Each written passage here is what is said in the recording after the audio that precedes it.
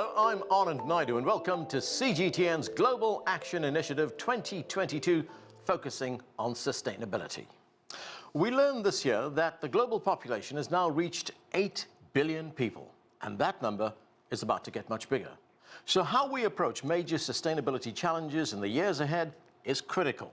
For its part, the United Nations has set out a series of Sustainable Development Goals, 17 in all, that it hopes can be achieved by 2030.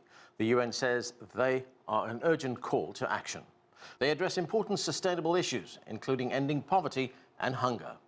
And the goals also aim at providing quality education and healthcare. Then, of course, there is the climate crisis. Our sustainability and our planet depends on how we respond to the growing threat from climate change. Over the next several days, CGTN America is bringing you a major special, Global Action Initiative 2022, a series of programs that will explore several key sustainability issues, and we will take a closer look at how China is responding to the challenges and providing sustainable solutions for the future.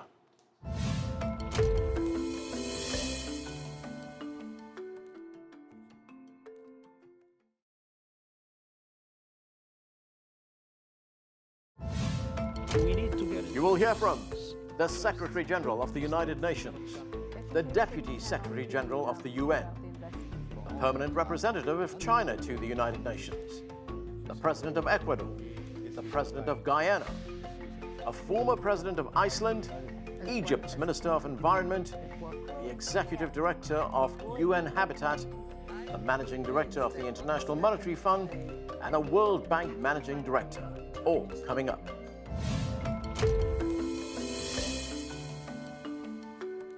So let's get to it. We hear now from Zhang Juin, China's permanent representative to the United Nations.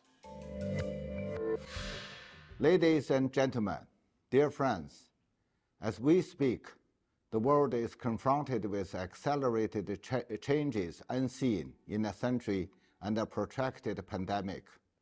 The compounded challenges of economic recovery, geopolitical conflicts, climate change, and food and energy crisis are posing unprecedented difficulties to global development.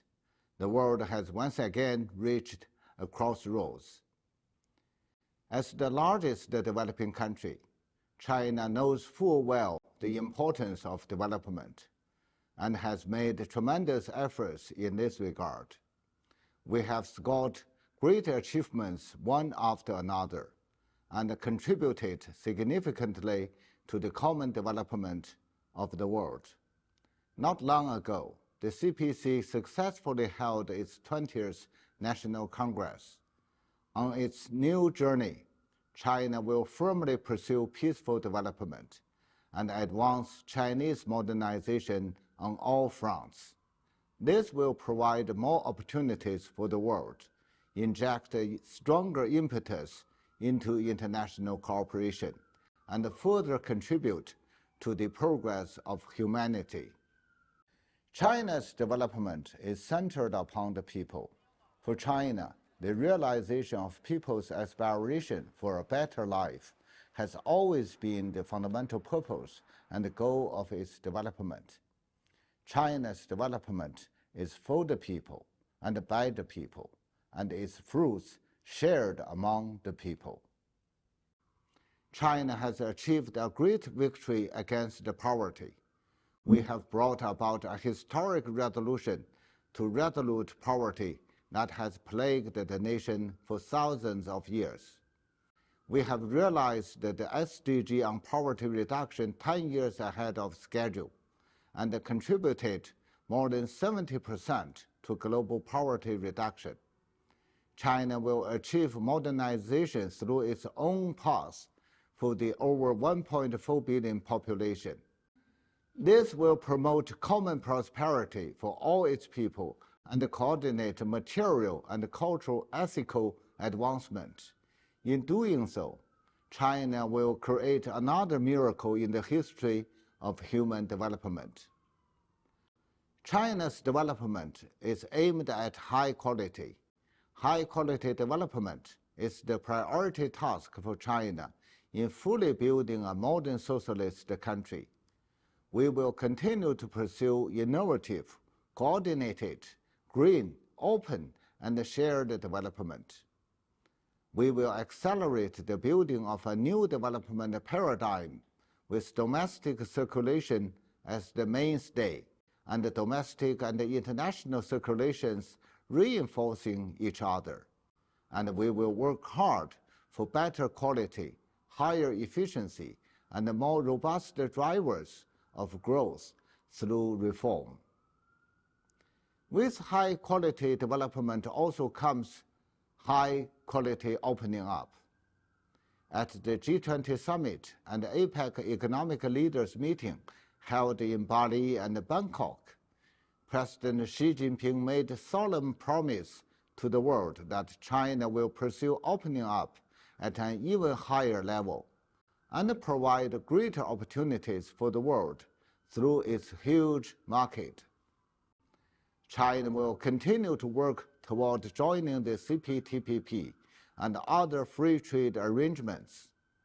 China will consider holding the Third Belt and Road Forum for International Cooperation next year to provide a fresh impetus for opening up and global cooperation. China's development seeks harmony between humanity and nature. China has always acted on the belief that lucid waters and large mountains are invaluable assets. We are committed to the principles of prioritizing resource conservation and environmental protection, and letting nature restore itself. We are protecting nature and preserve the environment like we protect our own eyes. And we are pursuing all-round green transition in economic and social development to build a beautiful China. China actively participates in global environment governance and honors its commitments regarding carbon peak and carbon neutrality. We have made great effort for the success of COP15 of the Convention on Biological Diversity, and are working closely with countries around the world in addressing climate change and other global challenges. Over the past decade, China has been among the countries with the fastest energy intensity reduction in the world. We have cut a total of 5.8 billion tons of CO2 emission, and we are home to both the largest carbon market and the largest clean electric power generation system in the world. China is leading the world's green and low-carbon transition with concrete actions. China's development benefits the whole world. As President Xi pointed out, development is real only when all countries develop together. In September 2021, President Xi proposed the Global Development Initiative, which is aimed at meeting the long-term objective and the immediate needs of common development of the world. The initiative has won broad and active support from more than 100 countries and international organizations, and around 70 countries have joined the group of friends of the GDI. To facilitate the GDI implementation, China has established the Global Development and South-South Cooperation Fund and will increase its funding for the China UN Peace and Development Fund. We will make a list of items for practical cooperation, set up an open-ended pool of GDI projects, and draw up a roadmap for GDI implementation. Together with all parties, we are providing fresh impetus for the implementation of the 2030 Agenda for Sustainable Development. Secretary General Guterres has on many occasions expressed his appreciation for the GDI, saying that it brings an important opportunity for the international community to fight the pandemic, seek post-pandemic recovery strengthen solidarity and cooperation, and build global partnerships, and that it helps address the multiple challenges we are facing right now. Many ambassadors have also told me that by honoring its commitments in implementing the GDI, China has brought confidence and hope to many countries. Ladies and gentlemen, dear friends, China has embarked on a new journey toward fully building a modern socialist country. We are fully aware of the long journey and the daunting tasks ahead. At the same time, we are fully confident of the future. No matter how the international situation may change, China will remain a force for peace, a force for development, and a force for progress. We will continue to stand with people around the world to promote global development and a better future for all. Thank you.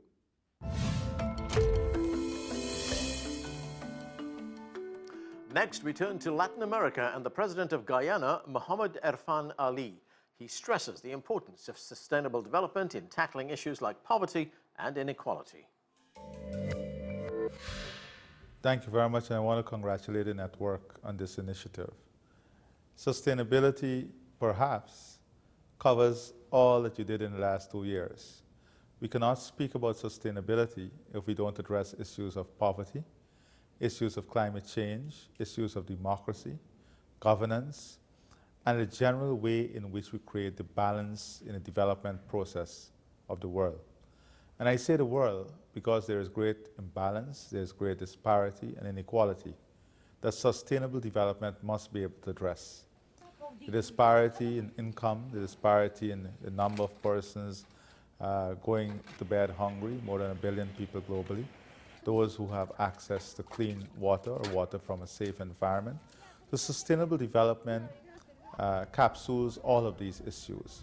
It is about building prosperity for people in a way that ensures environmental sustainability, in a way that ensures sustainability of our natural resource, like water, and in a way in which the world accomplish food security, energy security, climate security, and all of these global measures in a safe, efficient way, and a way in which inequality is bridged. So sustainability for me is not a buzzword. It is that policy framework that creates the balance and remove the inequitable way in which we operate.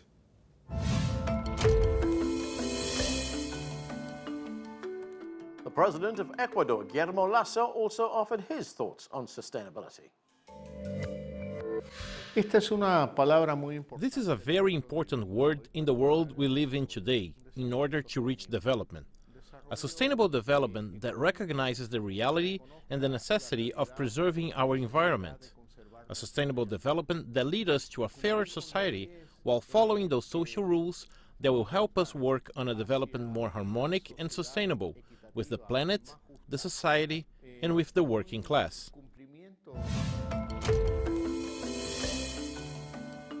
Egypt is just one of many countries across the African continent planning for the future as it works on its sustainability challenges.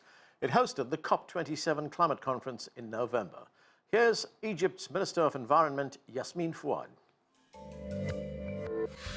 COP27 that took place in Sharm el-Sheikh came up with positive results, one of which is the Fund for Loss and Damage that is considered as a breakthrough after 30 years of demands from developing countries to have more discussion and more focus, but more tangible result and implementation on the issue of loss and damage.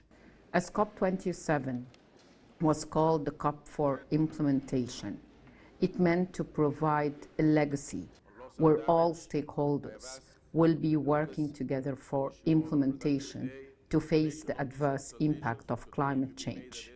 This cannot be delinked from sustainability. If the world is to achieve sustainability, climate change should be at the heart of that. The government of Egypt and Egypt presidency was focusing also on a number of initiatives that were launched, focusing on sustainability and climate. Just to name some of them, the FAST that focuses on the food security, AWARE that focuses on the water and impact of climate change on water, as well as the just and ambitious transition to affordable technologies on energy. Food, water, and energy at the heart of the climate discussion would simply put the human needs and the development process in the heart of tackling the issue of climate change. And from that perspective, moving together, all together, towards actual implementation to achieve sustainability. But also, part of outcomes of COP27 focused on discussing the new collective goal on finance and keeping progress on the global goal on adaptation, as well as coming up with the mitigation work program. All came as part of Sharm el-Sheikh implementation plan. And those funding would focus on vulnerable communities and how can we ensure sustainable livelihood approaches for them.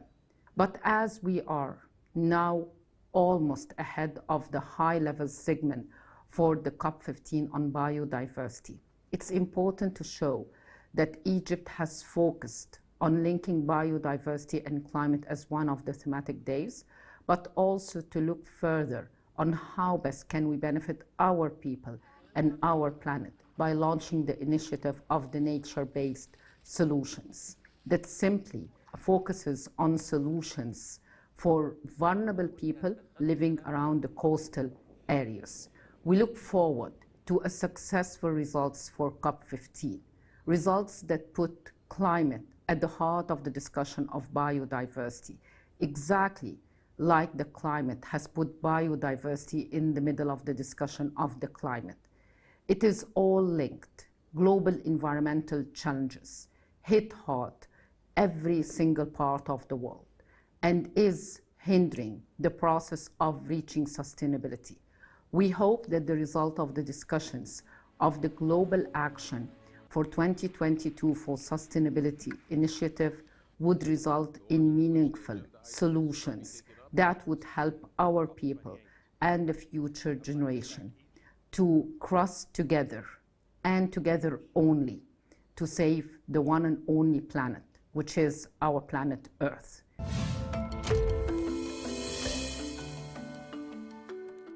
Iceland is very concerned about melting glaciers as the climate crisis threatens the Arctic. Former Icelandic President Olafur Ragnar Grimsson stresses the need for clean energy if we want to achieve a sustainable future. In my own country, Iceland, and in Greenland, we witness climate change happening. We see the glaciers in both these countries melting very fast. We see the Arctic sea ice in our neighborhood also melting. And all of this will have disastrous effect on every nation on the planet through extreme weather patterns and rising sea level. The only solution is in a new way of sustainability, clean energy, and a different way of doing things and living than we have done before. So the message from the ice-covered part of the world to the rest of humanity is time is getting shorter. We have an urgent need to make the transformation into a global clean energy system and the sustainability in our economic future, the key part of how we conduct ourselves in the years and the decades to come.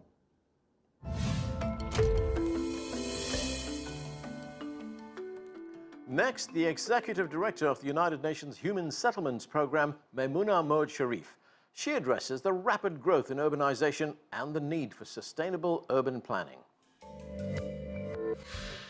Thank you for inviting me to this year's Global Action Initiative on Sustainability. It is very timely as the world is facing the triple C crisis: COVID, climate, and conflict. and we are in need of sustainable solutions that can help us resolve the global challenges and recover from multiple crises. UN Habitat has focused on sustainability and promoted sustainable cities and human settlement from its very beginning. Sustainability is our DNA, and we want to see more sustainable solutions for our cities and towns.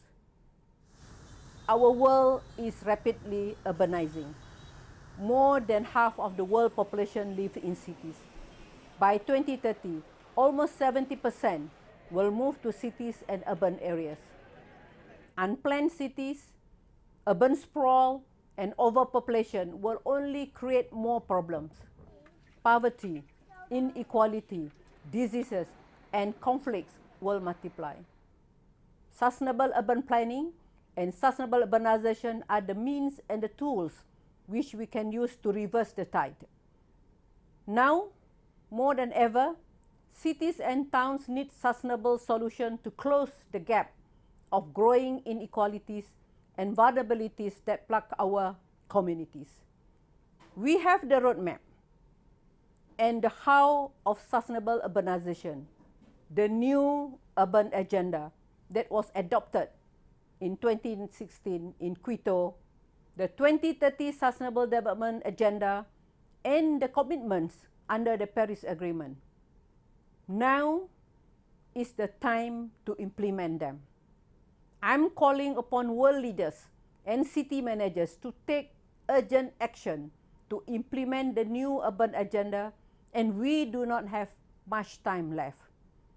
I'm also encouraging them to take local action to accelerate the implementation of the Sustainable Development Goals and meet the national commitments of the Paris Agreement. All nations, big and small, all regions, all cities, and human settlement must step up and fulfill their global commitments. In this regard, the Global Action Initiative is an important platform, not only to highlight the current crisis, but also focus on solutions and innovations. And I hope we can see more sustainable solutions in our cities and towns.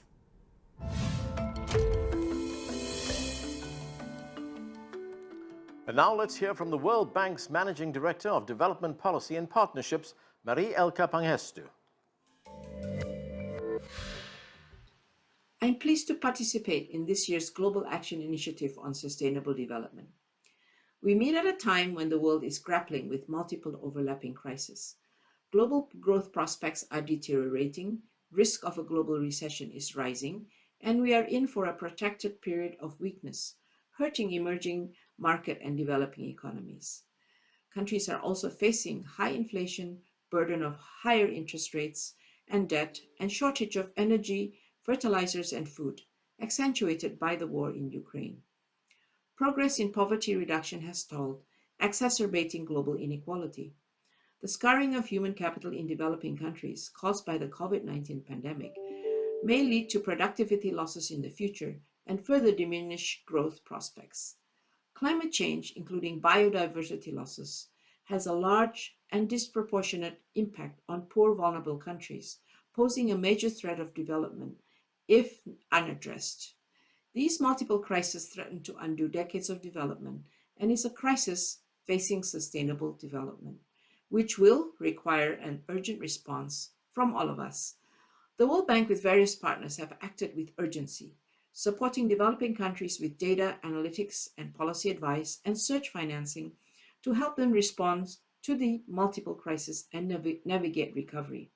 However, we must not lose sight of the longer-term goals of sustainable development, or what we are calling at the World Bank as green, resilient, and inclusive growth and recovery. In forging such a path, we have a unique opportunity for a reset, not only to address deficiencies in policies and investment gaps of the past, but to make sure that the interlinkages between people, planet, and the economy are adequately considered. Let me highlight a few areas where international coordination to ensure we achieve green, resilient, and inclusive development and deliver on global public goods such as climate and health needs to be addressed.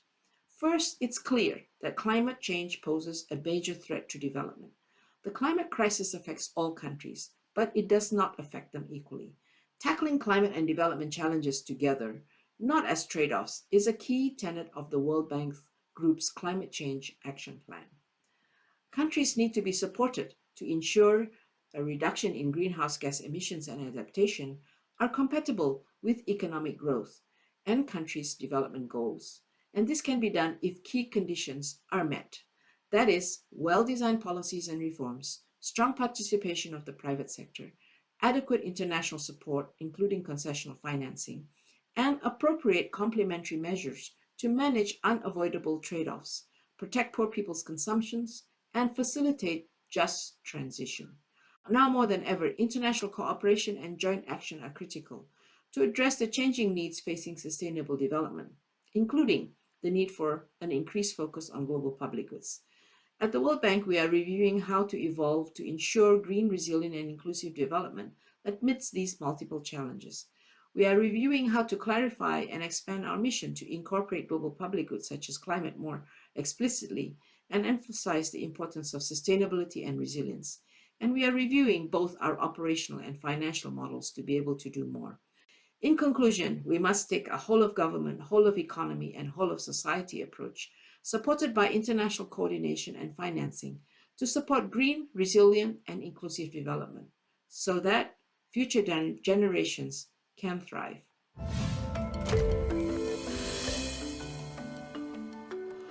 Time now for a broader discussion on sustainability. So let's welcome our international panel of experts. Joining us from Cape Town is the former South African ambassador to the United States, Ibrahim Rasool. With us from Beijing is Wang Weiyao. He is the president of the Center for China and Globalization. Also with us here in Washington, D.C. is Saeed Muhammad Ali. He's an adjunct professor at Johns Hopkins University, and he's a non-resident scholar with the Middle East Institute. And joining the discussion too is Kathleen Mogelgaard. She is the president and CEO of the Population Institute. Thank you all for joining us. There is a lot to get to. I want to start with two of the major UN Sustainable Development Goals, ending poverty and hunger. We begin with this report from CGTN's Adel El Makrouki in Egypt. Africa is bigger than China, the US, India and Europe combined. It has vast areas of fertile lands, yet the continent suffers the most from poverty and hunger. More than 50% population that is categorized as poor. In some countries, the poverty rates are even 70 to 80%. Now, when it comes to the hunger, that is even more serious. If you look at the absolute hunger figures, 1 in 5 Africans sleep hungry every night. Africa currently has 25% of the world's cultivated land, yet it produces only 10% of food. To engage with this great inefficiency, international organizations are focusing on developing the agricultural practices of small-scale farmers who produce up to 80% of food. Some economists suggest that African countries reconsider their reliance on Western institutions like the World Bank and IMF. I think that depending on the capitalist countries like China, from the Asian Bank for Infrastructure and the Shanghai organization, they built a real or a strong infrastructure in Africa. This kind of infrastructure investments, investing inside Africa itself can solve the problems. In recent decades, population growth, climate change, and the wide-scale spread of conflicts in Africa have exacerbated the magnitude of poverty and hunger. That makes the continent need a universal approach to meet the UN's sustainability goals of achieving no poverty and zero hunger. Ambassador Rasool, let me start with you in Cape Town. When we talk about sustainability, of course, the challenge of hunger and poverty is also central to that discussion. And we are fully aware that the continent of Africa has its own challenges when it comes to food security. But it is also the continent which has huge tracts of arable land. So how do you see the future? Look, I think that certainly all the latest reports on the Sustainable Development Goals suggest that indeed, as the report said at the beginning, that Africa is at the bottom of that ladder In fact, the average across Africa is 53% in achieving those goals, which cover poverty, which cover education, which cover health, and general sustainability. And that is somewhat distorted because it includes North Africa, which occupy 6 of the top 10 positions in Africa, with countries like South Africa in that top 10 at number 9. And so, all in all, I think it is a difficult picture. And with all that land available, I think we shouldn't be having malnutrition. We shouldn't be having the kind of food insecurity that we are having. And other than the desert areas, I think we need to manage very much the kind of rainforests so that that doesn't become the next frontier of seeking agricultural land, but certainly the lands which are available for agriculture should be put to cultivation, not only cash crops, but certainly the kind of nutrition that Africa's next generation would require. So it's very careful balancing acts that we need to put together in order to stave off food insecurity, malnutrition, and hunger in Africa. Wang Weiyao, let's talk about China. Here's a country that's had enormous success with lifting hundreds of millions of people out of poverty and out of extreme poverty. And given that success, what are the lessons from China's experience for the rest of the developing world? Well, thank you. I think there's quite a few things about the lessons that China learned from its own development. For example, I mean, first of all, we need to encourage the farmers to really mobilize. I think that also, you know, like I think China started with a contracting system, and then they have, you know, this kind of a semi-privatized farming system. And then that's really stimulated all the farmers' interest, which they want to work very hard on their land and cultivate all the crops and things that they can do. So that's number one. Number two, I think, as you showed in the movie, that the infrastructure certainly helped.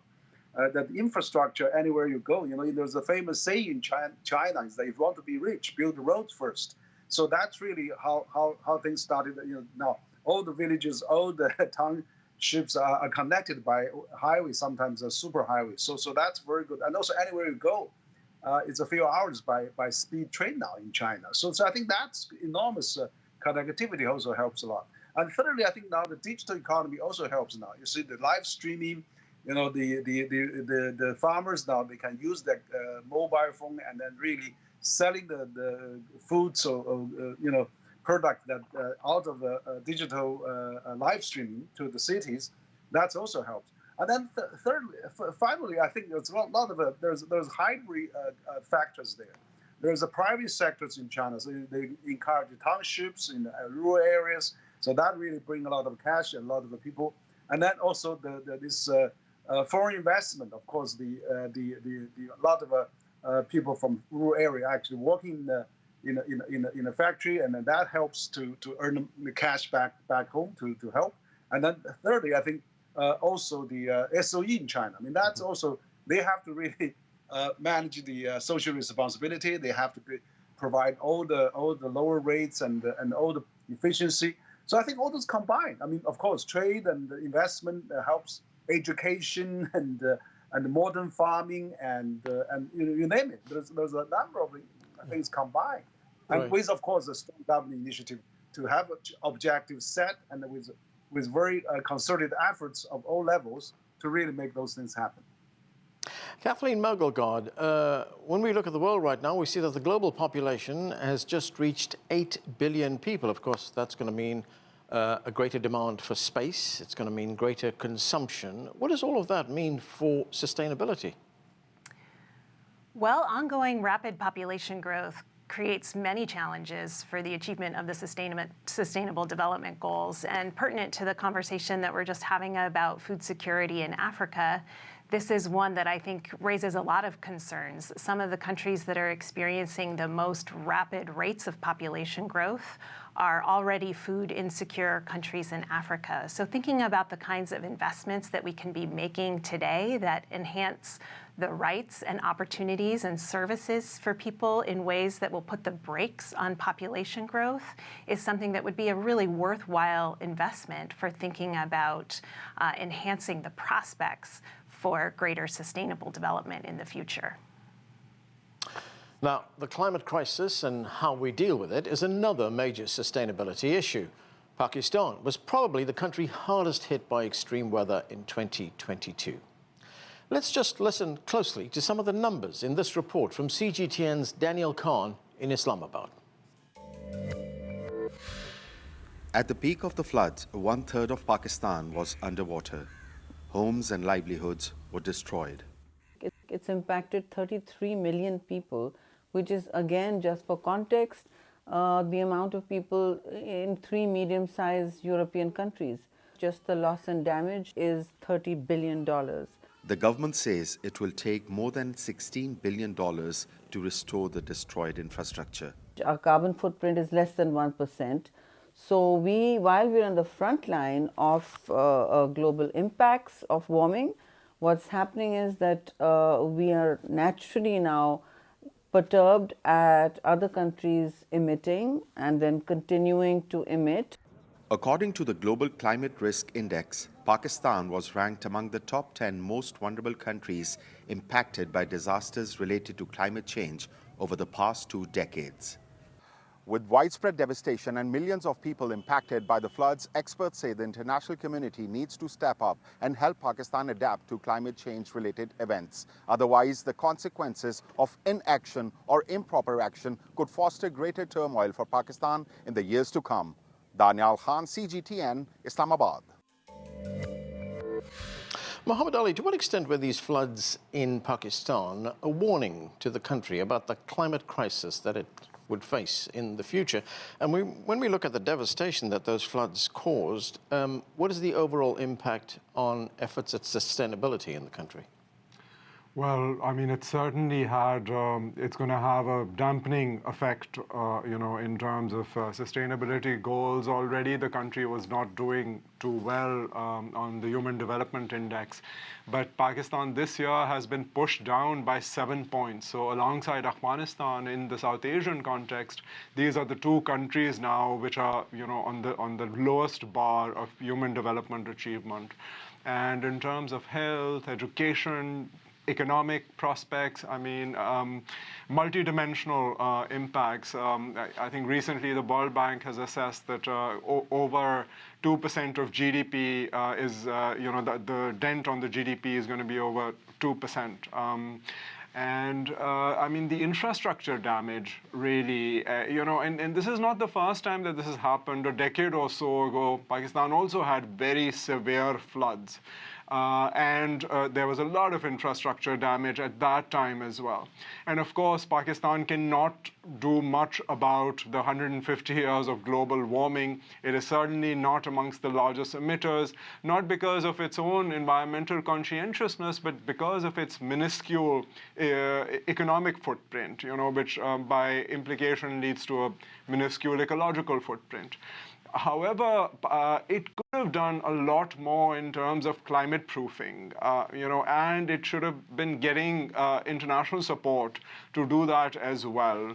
And, because those lessons were not learned in the past, the disaster mitigation that was needed was not in place. And we again saw havoc being wreaked because of these floods. And this is the fear, and one hopes that this time around, I mean, as the country comes out of the crisis, there was already sluggish economic growth, there was already a lot of inflation, and now this catastrophe. And there isn't a lot of help coming. But one hopes that, unfortunately, these problems are going to remain, right? And Pakistan remains a hotspot. That lessons are going to be learned this time around as we look towards the future. Ambassador Rasool, the United Nations Secretary General Antonio Guterres spoke with CGTN about the need for developed countries to work with developing countries, with emerging economies, and the need for that synergy. Let's listen to some of what he had to say. We need to guarantee two things. First is that developed countries reduce quickly their emissions, and second, that they cooperate with the emerging economies and other developing countries with finance, with technology, with support, in order to allow them to accelerate also the green transition of their economies that they cannot do by themselves, because they came later in the development process. So, Ambassador, South Africa is one of those countries that's been calling for greater aid from developed countries to developing countries. Give us an idea of what kind of impact that would have, especially how the finance would impact things like technology with agricultural development. So I think if you accept the overall picture, as the Secretary General says, that Africa is not the first and not the biggest emitter, and South Africa is a bit of an outlier within the African context, Africa cannot put its own industrial revolution on hold.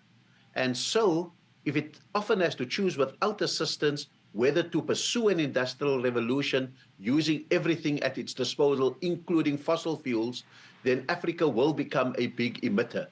However, I think that what the United Nations Secretary General is calling for is this partnership between the developed and the developing world, and South Africa has been, of late, a beneficiary of such a partnership, because South Africa has a few climate-related challenges, but it also has a few homemade things such as the corruption at state-owned enterprises. However, it is willing and able, I think, to show the way in which, with an abundance of coal in South Africa, we can begin to decommission coal-fired power stations and begin to transition towards green with an interim measure of gas. And so, for example, the president of the World Bank visited on his way to COP in Sharm el-Sheikh in Egypt.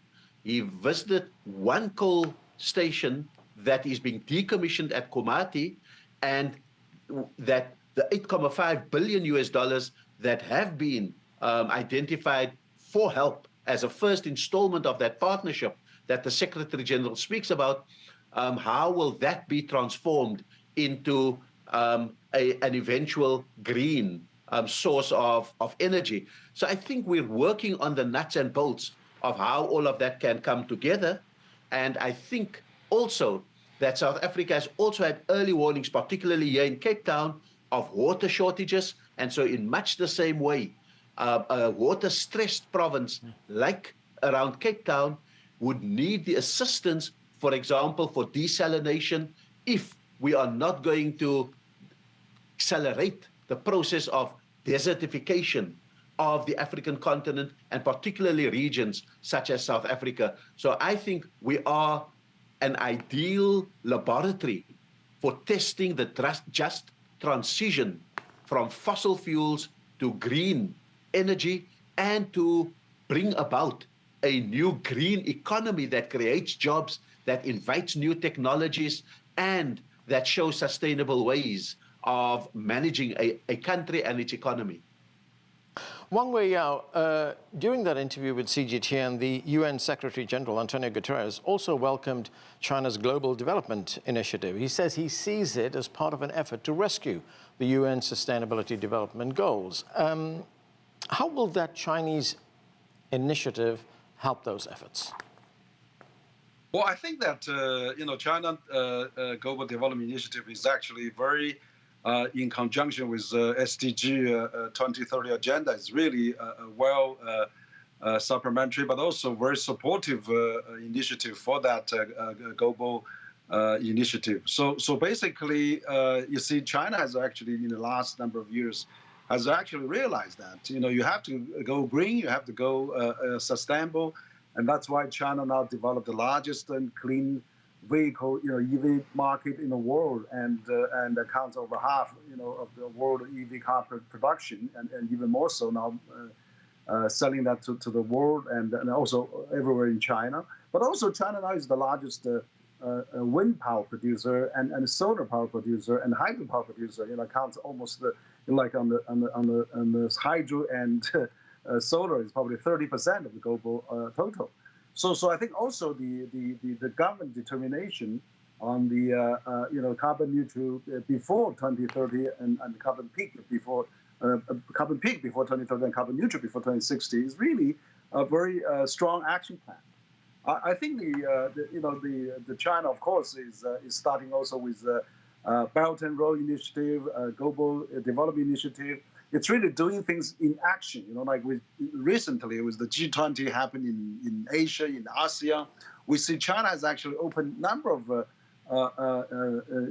infrastructure projects like speed railway to Laos, in Indonesia, Thailand, and Malaysia. It's all connectivity. So I think with the determination with China develop those very advanced clean technology, clean energy technology, that certainly help.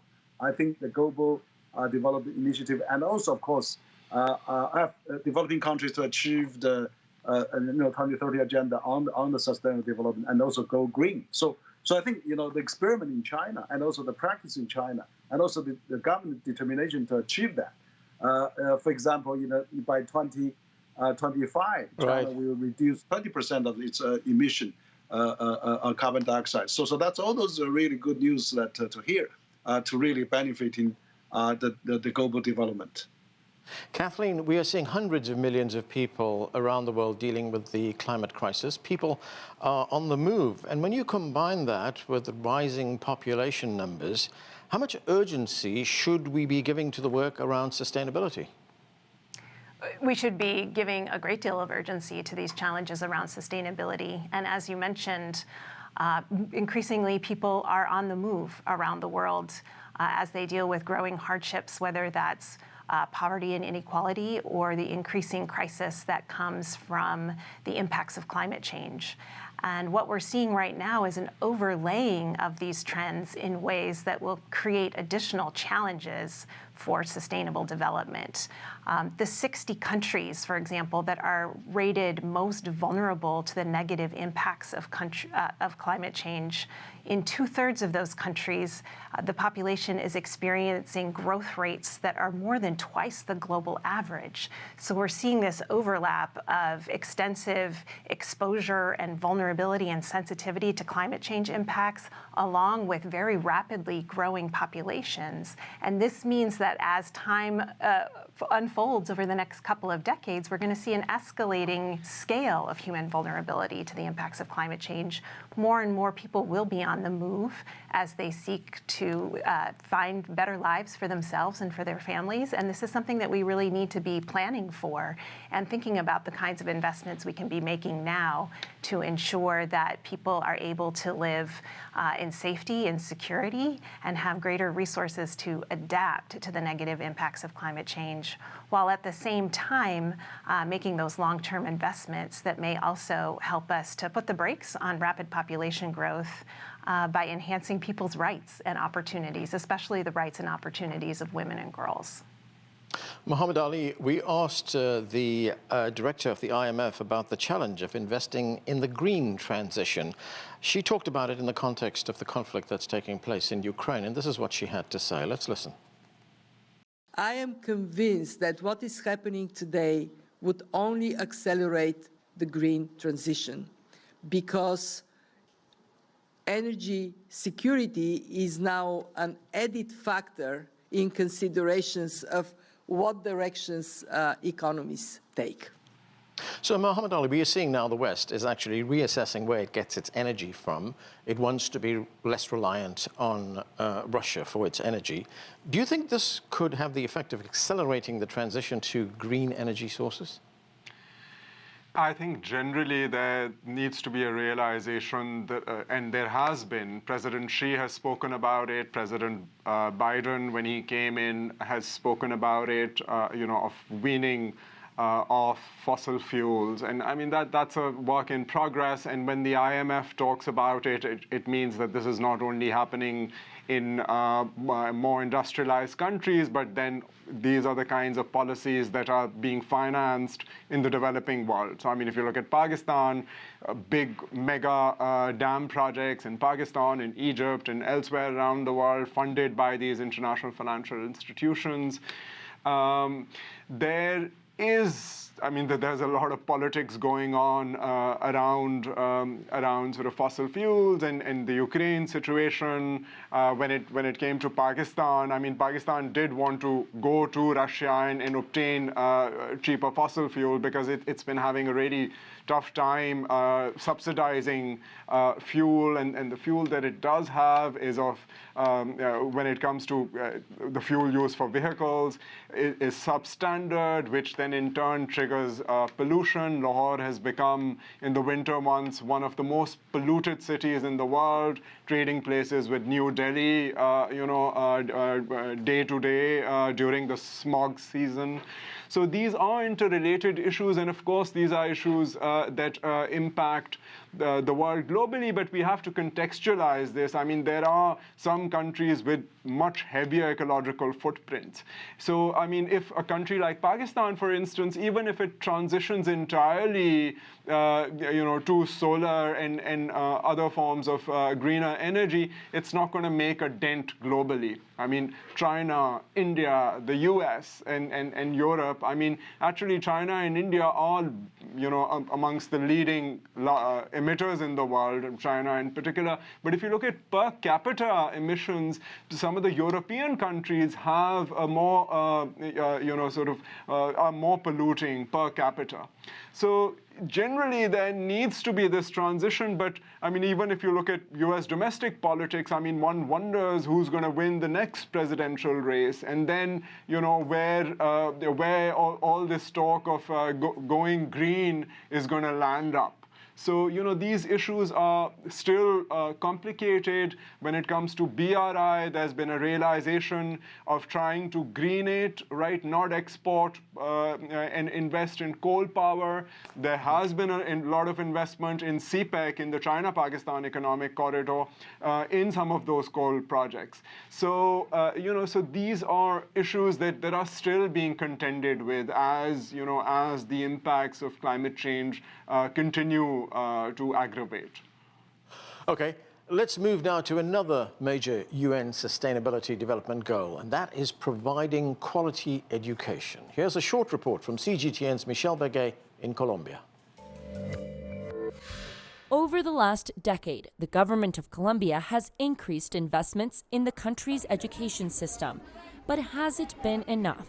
Jose Arnulfo Bayona, a teacher who spent more than 4 decades working in Colombia's public school system, says the school system is plagued by lack of infrastructure, coverage, and not enough teachers. In the teacher-student ratio, one Colombian teacher has 35 to 40 students per classroom. And in countries like Mexico or Argentina, you see 50 or 20, and in European countries, you see an average of 15. So this has a direct effect on the school performance. According to a Javeriana University study on the country's education sector, 7 out of 10 people who are of school age attended school between 2019 and 2021. Officials say high dropout rates can be attributed to various issues, including discontent with the education system, poverty, and a lack of schools, especially in rural areas. President Gustavo Petro's administration says it will prioritize education, specifically school infrastructure projects, as rural schools in Colombia lack basic necessities like potable water. Michelle Beguet, CGTN, Bogotá, Colombia. Kathleen, quality education is also linked very closely to gender equality, empowering women and girls. How critical are these issues for sustainability? I think they're immensely critical. Investing in the education of girls has shown again and again and again to pay dividends, whether it's the opportunities and rights and the aspirations for that individual girl, or whether that's related to her household, her community, and her country. You know, when a girl can be educated, she has greater opportunities to enter the workforce and contribute to a country's economy. She has greater opportunities to contribute to a sustainability in her own household and participate in activities across the board that underlie the Sustainable Development Goals. And yet we're seeing persistent inequities when it comes to education of girls around the world. So in my mind, investing in education, especially in primary and secondary educational opportunities for girls around the world, is a key sustainability investment. Ambassador, the Deputy Secretary General of the United Nations, Amina Mohammed, she's also chair of the UN Sustainability Group. She talked with CGTN about the importance of education. Let's listen. Education cannot be without the investments that are needed, and those investments are considerable. It's not a small amount that goes into it, but it is the best investment that you can make in an individual, in a community, a society, in a country. I think that leaders in Africa now, when they look at their obligation to the security of their citizens and they grapple with that in trying to make a more enabling and secure environment, their second obligation and right for our people is an education. Without that, we will not have the right skill sets for the economies that we want to grow. We will have many people excluded, and that will begin to be the root causes for social unrest, exclusion. So, Ambassador, what do you make of the arguments that Amina Mohammed makes for education? She says it's critical for building economies and societies where people don't become alienated. I think that in Africa, her words are a warning, because if you have a lack of educational infrastructure and a lack of quality education, and at the same time you have the biggest surge in the youth bulge, where Africa will soon have 50% of the world's population under the age of 30, then you are creating a recipe for disaster, because a youth bulge could ordinarily be a blessing, but if not dealt with through quality education and investment in education, it could become the kind of curse that I think she predicts. And so I must say that on the evolution of the strategic development goals, we have seen some progress in terms of primary school enrollment, in terms of youth literacy, but in terms of literacy as a whole, Africa only has 65% of its population that is considered literate, whereas the world average is around 86%. What that means, and I think that this is the point that Kathleen may have made earlier, what it means is that there are sectors that are missing out, and I may suspect that it is where religion and culture almost conspire to keep young girls and women out of the educational loop. Now, Africa can invest in education and go the normal route of building schools wherever it must be, of getting the traditional teachers that it needs. But I think actually Africa needs to put its educational investment and its educational focus on steroids. It has to prepare the next generation for the digital economy, for the fourth industrial revolution, like it skipped the kind of personal computers and the fixed line telephony. It skipped that. It may have to skip a few other traditional pathways to development by accelerating in the way. And so what I'm basically saying is it's not enough to get the quantitative targets right. How much money, how many schools, how many enrollments, how many teachers, etc. It is very important also to get at the same time the quality right. Otherwise we reap the storm that will come from a perfect storm between a youth bulge that is growing and a lack of attention and focus and investment in education. One way, sustainability is also about building for the future, about adopting new technologies, about planning new ways of urban living. And China has had significant success in this. Let's watch an excerpt from a CGTN documentary. There's been this massive investment in urban mass transit where, you have over 35 cities with subway lines. That's in addition to very well-developed bus lines. I think what we'll see over the next decade or so is shifting those bus lines to electrified, which will be good for reducing urban pollution.